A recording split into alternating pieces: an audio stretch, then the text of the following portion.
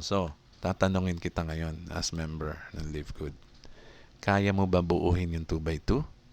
Dalawang level down? Okay? Ilang tao ang nandyan? 2 sa first level, 4 sa second level.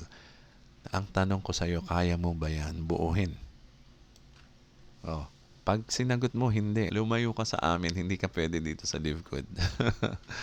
Okay, dito lang ang focus natin, no? Sa 2x2. 2 levels deep, and then, ayan, left and right, 2x2. Hindi ito yung binary, ha? Don't worry about binary. Kasi, ang system ang naglalagay ng tao sa atin, no? Kaya, ang dapat mong gawin, mag-focus ka sa 2x2, okay? Tsaka, importante, ha? Ito ang pinaka-ayoko sa lahat na ang ugali ng tao, no? Yung umasa sa spillover. Yan, tinatawag na spillover na yan. Yung umaasa sa spillover. Kalimutan mo na rin yung word na yan. I-delete mo na yan sa utak mo. Burahin mo na yan sa isipan mo. Kasi, tingnan mo dahil ang system ang gumagawa ng ating matrix, hindi tayo naglalagay ng mga tao left and right. Hindi ganun, ha?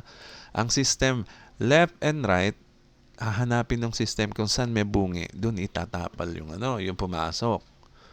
Okay? Yun yung ang sistema nun. Hahanapin, level 3. Hanapin niya, may position na ba dyan? May nakaposition na ba dyan? May nakaposition na ba dyan? Kunwari, 8 kayo sa level 3, hahanapin niya yung may bungi, doon niya itatapal yung bagong member. So, pag umaasa ka, kung sa tingin mo, si Grand Upline, si Upline ng magaling, si Upline ng super recruiter, dyan ako sasali. Kung ganun ang thinking mo, isipin mo na lang si Upline. Si Upline na super recruiter, napakagaling, no? Napakatalino, napakadami niyang recruit. Bago ka sumali sa kanya, imaginein mo ilang levels deep ka na. Okay, siyempre, super recruiter siya. Ang dami niyang recruit. Dito ka sumali sa ilalim. Palagay mo ba maaambunan ka kagad ni upline dyan? Hindi. Baka abutin ka ng 2 months, 3 months, 4 months, 6 months. Hindi ka pa nalalagyan kahit isang tao dyan.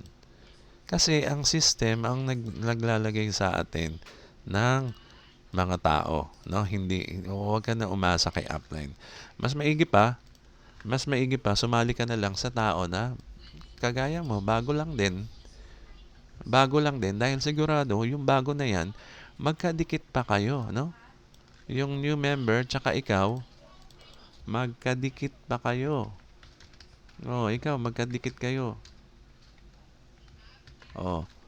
Si new member, ikaw new member, for sure, yung pasok ng tao dito, pupunta yan sa ilalim mo.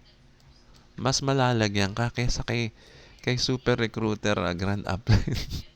Kasi magkadikit pa kayo. Malamang, malalagyan ka niyan. So, hanapin mo yung taong masipag. Okay? Sasali dito, hindi para umasa kay upline.